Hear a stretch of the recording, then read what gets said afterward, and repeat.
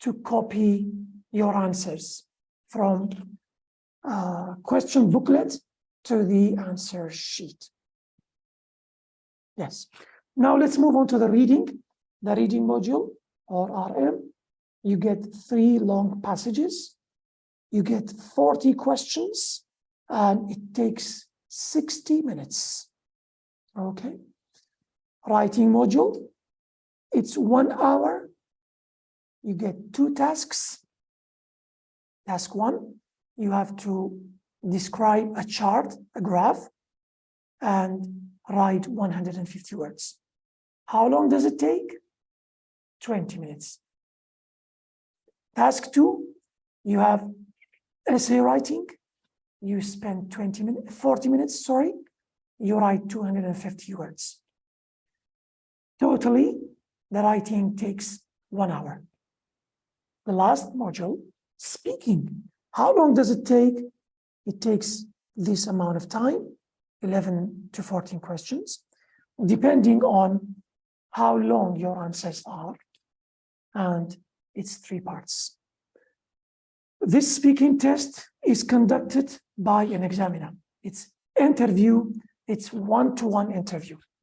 So you are sitting with an examiner, they ask you questions, you answer them. All right, it's 3 parts. Good.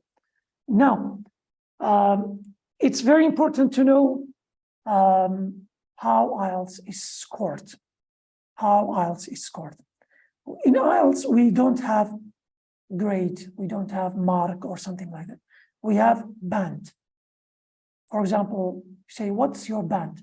Or what band did you get? The bands start from 9 to, goes down to 0, from 0 to 9.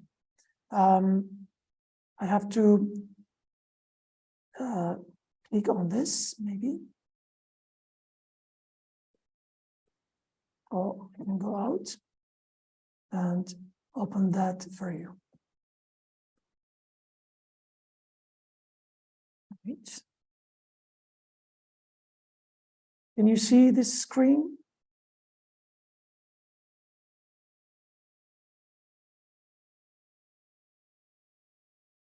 Somebody put in the chat box to tell us if they can see the new screen. Right. So if you look at this, for example, in Erbil, for master's degree, they want 5. Well, what does it mean, 5? 5 means, I think some of you may not see the screen. Let me. Mr. We can see the screen, but we can't see the description. Oh yeah, that's what I wanted. I wanted you to see the new description, actually. Yeah. Let me share it newly. You may see it now. Yes. Can you see? Yeah. Yeah, it's clear now. Great. These are the bands, actually. For example, you may get 5, you may get 7, or any other band. So overall, IELTS is on 9, okay? And each band has its own description. For example, if you get 2, inshallah, nobody gets 2, that's very low. This means intermittent user.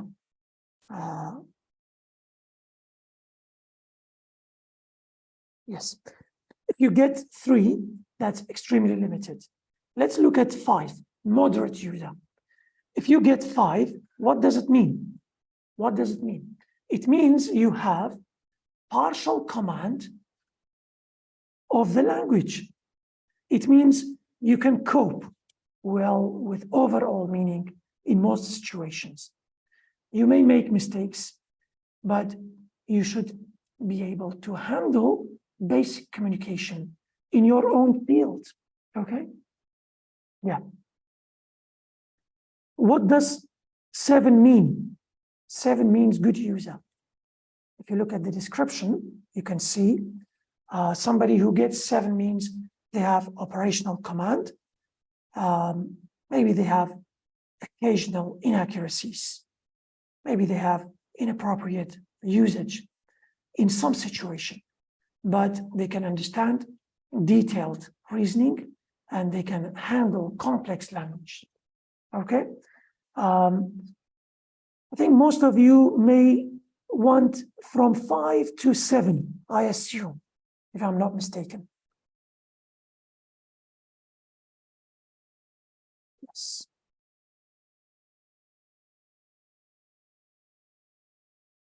I think my screen disappeared. Yeah. Okay. I hope this is clear. Okay. Number 9 is expert.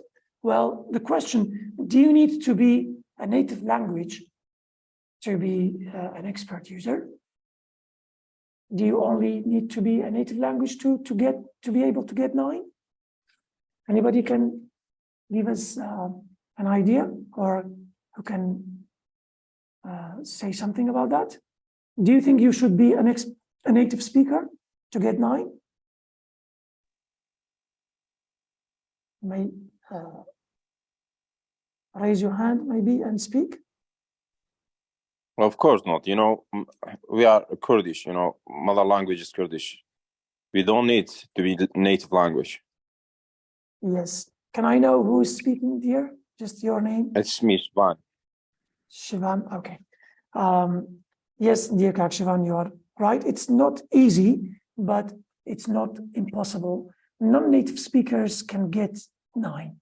There are cases who got, people who got 9. It's possible. Actually, native speakers should get even more.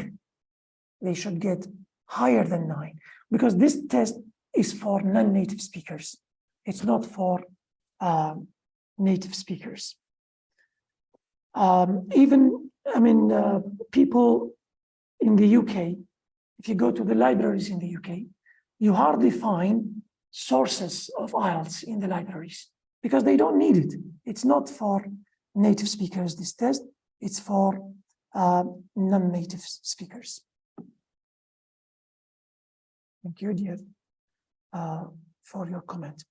Okay, I went back to the other screen. I hope you can see the new screen.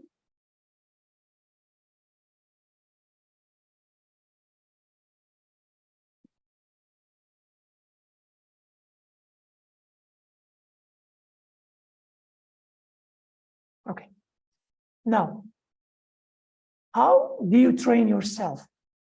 For example, you want to take an IELTS test and you want to do some preparation. How should you start? First, you need to know your level of English. For example, are you an intermediate student? Are you elementary? Are you starter? Or are you advanced? Okay. Second, try to know what band you want. Do you want 5? Do you want 6, 7? What does your institution require? After you know your level, the band you want, choose the course book or the training course according to your level. Why? Because actually the course books, they are of different levels. Okay. For example, if you want to get 5 and you study a book that targets 7 or 8, that would be very difficult. Or if you want band 5 and you enter an advanced course of IELTS, that would be very difficult for you. If you want 7 in IELTS, your level is, let's say, upper intermediate, and then you go and grab a book of level 4, or you enter a course of level 4 or 5, you will not be able to get 7 because the course and the course book are not your level. So be careful. The books are with different levels. They come with different levels. For example, let me show you an example. This is an example of IELTS book that's called Complete IELTS. This is a very good book. Actually, I have used it and I used them. They are very useful, very interesting, very easy to use. If you look at this book, it comes with 3 series, 3 levels. If you look at here, I don't know if you can see, this is band 4 to 5. Okay? Look at this one, 5 to 6.5. This one, 6.5 to 7.5. So what does that mean? It means if your band, if your level is 4 and you want to get 5, this book, this course is good for you. If you want higher, this one is good for you. If you want higher, this one is good for you. So that's what I mean. Now I would like to show you the different levels, the different bands of IELTS in comparison to or with CEFR. Let's look at this one. What does that mean?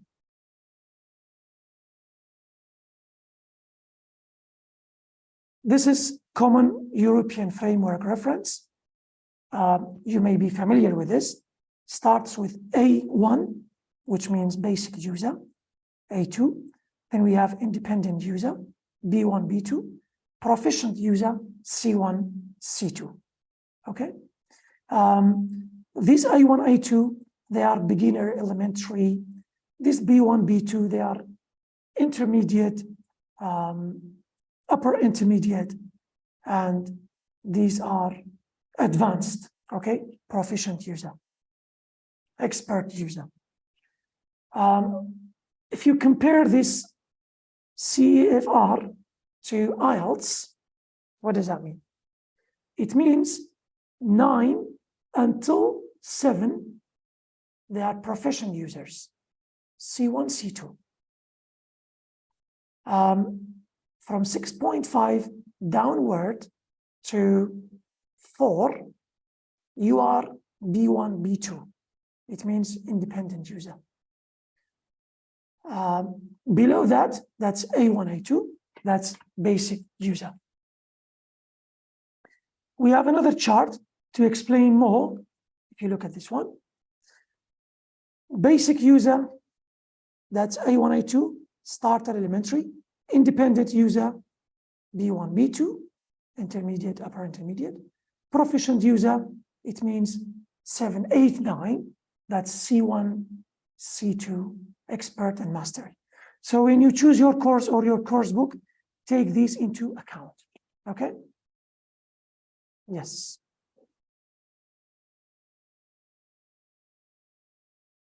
Now, that's the end of our first part of our workshop. That was a quick overview of the IELTS. Now, in this second hour, from now until 10:30, inshallah, we will look at the modules one by one. We will look at them in detail as much as we can. So, what was our first module? As we talked about it at the beginning, we have listening module, okay? Before we dive into this module, we have a practice test of section 1, 4 questions.